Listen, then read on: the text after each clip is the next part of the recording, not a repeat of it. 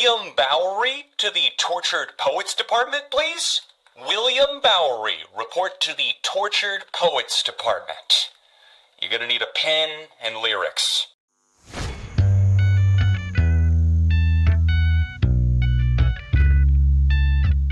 Hey neighbor, welcome back to the channel. It's a very special day because Taylor Swift has released her 11th studio album, The Tortured Poets Department. And with a name like that, you already know that it's pop gone wrong. We're 11 albums deep, but that figure doesn't even include the re-records and all of the vault tracks. In the past 2 years, I did the math, we've gotten something like 200 plus songs, with 31 of them being on the Tortured Poets Department, plus the manuscript bonus edition, which, yes, I've heard, yes, some of the songs on it are better than the standard edition, but my rule has always been set in stone. I don't review deluxe editions, and thank God, because I would have checked out mentally. Taylor Swift has seemingly never been able to let go of anything without writing it down and speaking it into a song. And the Tortured Poets Department has been the biggest example of this misstep so far. It literally reads like somebody's journal entries with a synth pulse behind it. Obviously, this record's getting a ton of buzz because several more high-profile relationships have found their way into the limelight. Taylor and her longtime boyfriend Joe Alwyn of 6 years split up in early 2023, and almost immediately she partnered up with Matty Healy, the frontman, the lead singer for the band The 1975. The way she writes about a casual 2-week situationship on this record is insane. It would make you think that they had been together for ages, like their life is this movie, and we have to get our front row seats, grab the popcorn, because we're watching this like it's a Lifetime original movie. Taylor is now very publicly dating Travis Kelce of the Chiefs NFL football team, and it's been pretty much everywhere. She's more inescapable than ever. Her Eras tour was hella successful to the point where it was the most successful concert tour of all time, and Taylor has been milking her fans for every last drop pretty much since 2022 Midnight's era non-stop. It's basically like a multi-level marketing scheme, an MLM, where these Swifties are like, all right, we have to convert 12 more so that we can have enough money to buy the next variant of the vinyl. So they convert more, and then that friend is like, okay, now I have to fork over my vinyl and I gotta get the Midnight's clocks, and then if I buy all 15 of these, then I can stuff it together and see that my bank account is empty. Before we get too deep into the analysis, my opinions, the review, if you could take a split second to like this video, comment, and subscribe if you haven't done that already. The experience of listening to the 16-track standard Tortured Poets Department is not unlike sitting in a hospital staring at a white wall for hours while someone is in a coma on the bed with the heartbeat monitor just every now and then giving a little pulse. That is like the synths on this record. Every single track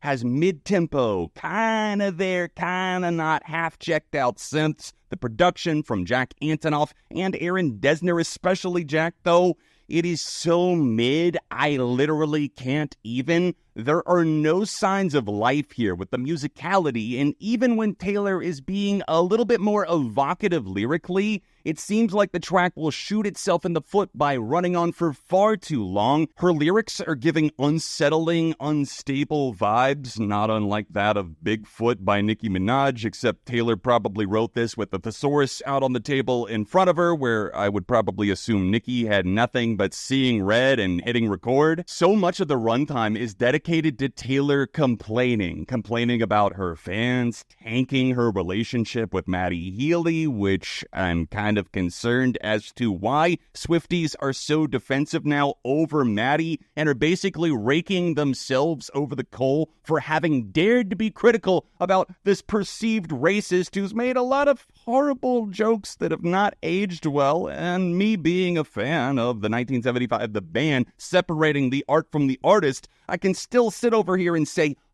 how many times is Taylor going to have to show her true self and her performative activism, and people believe it for what it is? She is everywhere and everything, and that the cultural zeitgeist right now This, I feel, is the start of the downfall. Commercially, no. Artistically, yes. This album never dares to try anything outside of the safety net. The box is clearly exposed, kind of like the 1975s up on stage. And there's Taylor standing in the afterglow, writing these same vocal melodies over and over. The lack of variation makes this thing such a slog to even finish in one sitting. Whereas before, on so many of her albums, it felt like the richness of the textures, of the allegories, of the metaphors, of her writing style hadn't become such a Taylor Swiftism to the point where listening to her albums is like watching a Marvel movie. You can see where every beat is going to be hit, where they try to pull on the heartstrings. Track number 5, we know what's coming there. If we're looking at the Tortured Poets department as the official novelization of her life, the movie that has been her life for the past few years,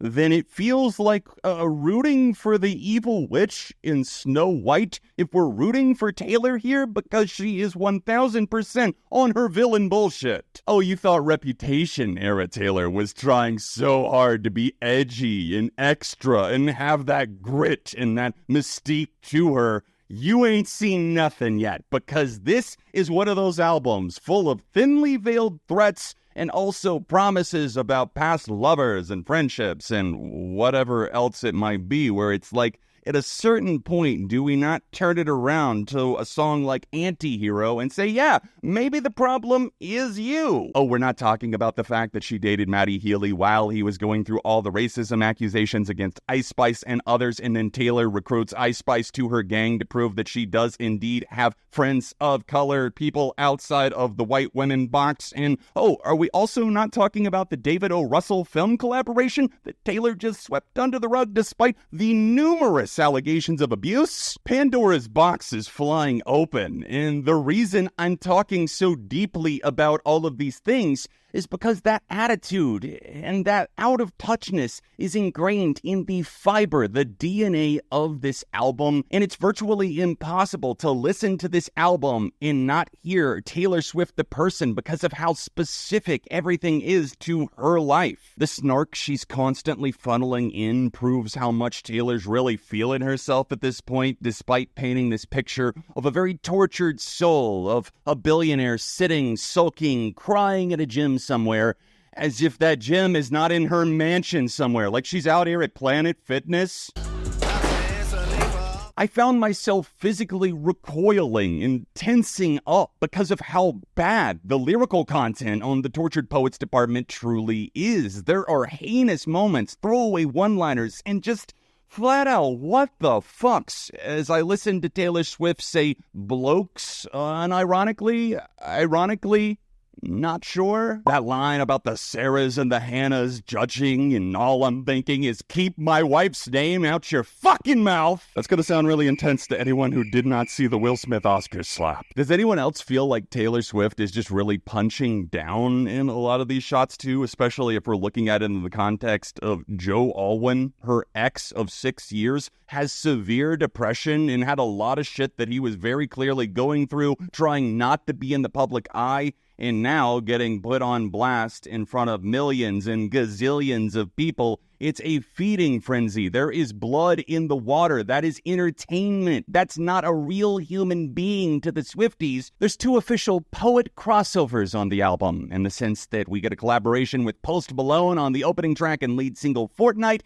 and Florence and the Machine, Florence Welch, coming through for Florida! Exclamation points! Florida's a solid tune, and I really like the fact that Florence got to belt it out here. I'm a big Florence and the Machine fan, so I'm probably a little biased towards liking that one a bit more, but it does feel like on tracks like that, and even a song that I'm not sure how the general public is going to react to towards the end of the record, I Can Fix Him, No Really I Can, I thought that was one of the most intriguing here. It's again about Matty Healy, smoking cigarettes, the kind of way he lived his life. We see the drug paraphernalia and other elements of his lifestyle making their way into other songs, but this one actually feels like a critique and a proper one, unlike The Smallest Man Who Ever Lived. Despite its grandness and really trying to sell you on it, it's like, you're just kind of sounding like you're mad now that he ran away and you didn't get to date him because your fans ruined it. They blew up the spot and said, hey, hey, here's all this bad stuff that Maddie did. And she's like, oh, fine, guys, we'll break it off. God. There's such an excessive amount of swearing on this album. It's like baby just learned curse words. And I know back in the day, Taylor had this whole reputation of being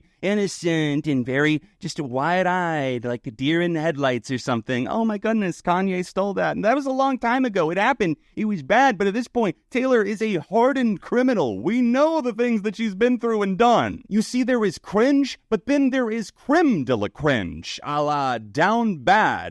But daddy, I love him. Do you? Do you love this man that you met and dated for 2 weeks in a situationship while you were bouncing around the Eras Tour like a beach ball and Maddie's consuming concerts with your dad up in the rafters, and you're going up to your 72-year-old father saying, but daddy, I love him. And he's like, oh, Taylor, honey, I know your fans would cancel you, though, if you dated a racist like this. And he's being really open about his comments and he's going on podcasts. Honey, we can't have that. But guess what? Daddy's going to buy you a fleet of private jets. And if that private jet don't fly, Daddy's going to buy you Live Nation. As someone who enjoyed Midnights, thought it was a good pop album, just not a ton of shelf life to it, this is an alarming drop-off in quality. I don't know what's real, what's fake, what's Taylor, what's the snake, but at the end of the day, I know that the Tortured Poets Department is a boring mess of an album that really just recirculates the air that she's already pumped out there with the likes of 1989, elements of Folklore, Evermore as well, except with 1/10 of the artistry, lyrical finesse, because every time it feels like she's onto something, maybe about to make a point, she undermines it with a lackluster decision or follow-through. Look, what do I know? I've only been listening to Taylor Swift since Teardrops on My Guitar in 2006, having been a fan of 1989, Folklore, Evermore, Red, Speak Now, but it is what it is, and at the end of the day, I'm going to be honest about my viewpoints on this record. And I think the entirety of the Tortured Poets Department, its standard form, is the weakest thing that she has ever brought out to the public, but it's being consumed with the expectation that it's the greatest thing ever. Pop Gone Wrong, the Tortured Poets Department concludes with an overall rating of a 1.5 out of 5, by far the lowest that I've ever given to Taylor, because up to this point, it was the 2.5 for Reputation. Thank you for liking and watching Pop Gone Wrong, the Tortured Poets Department. Let me know your thoughts on the album in the comments down below. Subscribe, turn on notifications so you don't miss out on future videos, and check out more of my Taylor Swift content on screen. And if you don't ever hear from me again, you know what the Swifties did.